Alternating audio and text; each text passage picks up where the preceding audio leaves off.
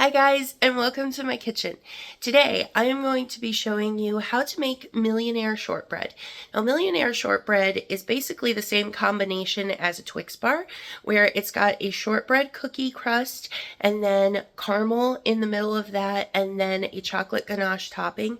It's very, very rich and decadent, so good. So I hope that you guys will like this video. Let's go ahead and get started. Yes, let's. All right, for our shortbread cookie base, we're going to be using 2 cups of all-purpose flour, and we're just going to go ahead and put that straight into the bowl of our food processor because we're going to be letting the food processor do most of the work here today. So once I have my flour in there, I'm going to add half a cup of sugar and then about half a teaspoon of salt. And you definitely want to make sure that you do add the salt in here because that's going to give us that nice salty flavor that we associate with shortbread, and it is going to help to cut through some of that sweetness that's going to be coming from the caramel. Once we have everything in the bowl of our food processor, we're just going to go ahead and blitz that so that everything combines. And then we're going to go ahead and get started by adding our butter. We're going to be using 2 sticks or 1 cup of unsalted butter. And I like to just cut that into little pats before I add that to my food processor, just so that it can blend it up a little easier. And then I'm just going to go ahead and blend this until I have kind of a crumbly texture. All of the big butter chunks have been broken down into smaller chunks. You don't really want anything larger than the size of a pea, and if it's even smaller than that, that's great. Now, once this part has been done, we're going to go ahead and add in 2 large egg yolks, and then we're going to mix this again.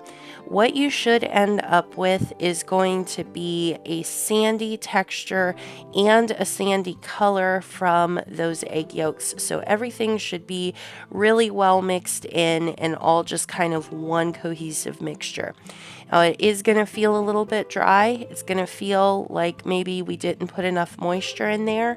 Just trust the process. It is going to turn out great. And what you see me doing here is I am just cutting some parchment into fairly wide strips here.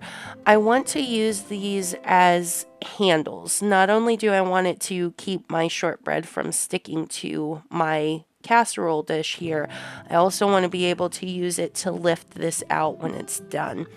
I'm using an 8x8 casserole pan today, but a 9x13 would work perfectly as well. It would just give you a little bit thinner of a finished product than what you'll see I end up with here today.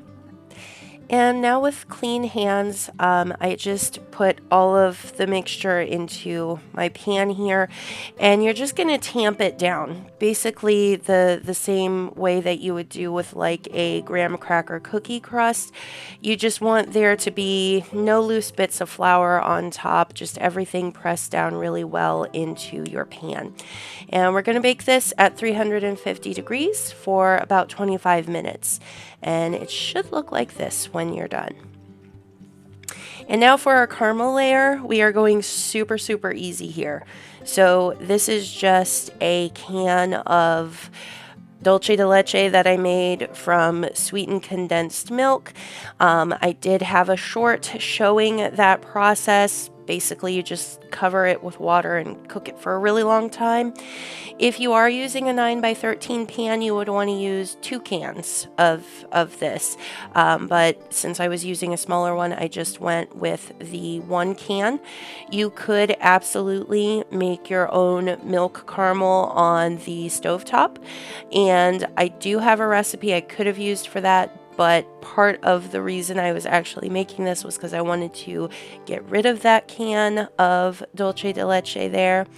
Now, let me ask you something. I had a comment on the video where I showed you how to make the dulce de leche, and somebody very emphatically told me that that was not actual dulce de leche.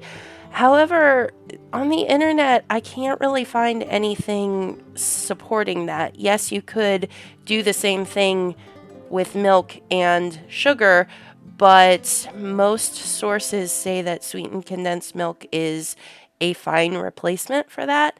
So let me know any thoughts you have on that.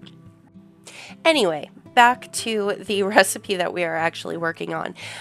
So what you want to do after you have got the caramel layer on there is to go ahead and refrigerate this for about 2 hours. You want to let that caramel set on top of the shortbread cookie crust. And I should have noted, you do want your shortbread cookie crust to be at room temperature before you put the caramel on there. And so our third step, our third layer here is going to be a chocolate ganache. So what we're doing for that is we are going to take about 10 to 12 ounces of chocolate chips and put those into a bowl. And then we are going to heat up on the stove top about half a cup of heavy cream. And we want to bring that heavy cream to the point that it is just starting to simmer around the edges. You don't want to let it go farther than that. You don't want to scald it. You don't want to boil it. And once you've got it to that state where it's starting to simmer around the edges, then you're just going to pour that over top of your chocolate chips. And you want to let that sit for about 5 minutes and then start stirring it. And you should end up with this gorgeous, glossy chocolate ganache. Now, if you find that the ganache is not working the way that you want it to, maybe the milk wasn't hot enough, maybe you added too many chocolate chips or something like that, you can just pop it into the microwave for about 30 seconds, give it another stir, and you should be good to go. Now with your ganache ready, you're just going to go ahead and pour that on top of the caramel layer. And we're just going to smooth that out as smooth as we can make it with a rubber spatula. You just want to make sure that all of your caramel is covered. And then we're going to put this back in the fridge for at least another hour. You can leave it in the fridge for longer than that, but you just want to make sure that chocolate gets nice and solidified. All right, and here is our finished Millionaire shortbread, and you can see those tabs help me to pull that straight out, and then I'm just gonna pull those down. Of course, it's going to stick a little bit to the caramel spots, but overall it should be fairly easy. And then I am just going to cut this into very small squares because a little goes a long way with this. It's really delicious and decadent, and you can see the cross cut there. But a little goes a long way, so you don't need a whole bunch of this to be satisfied.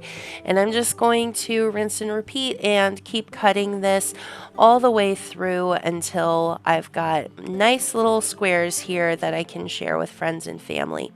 I hope you guys enjoyed this video, and if you did, I hope that you will leave me a comment or a thumbs up. It does help out the channel. Any little interaction that you do with me helps us out.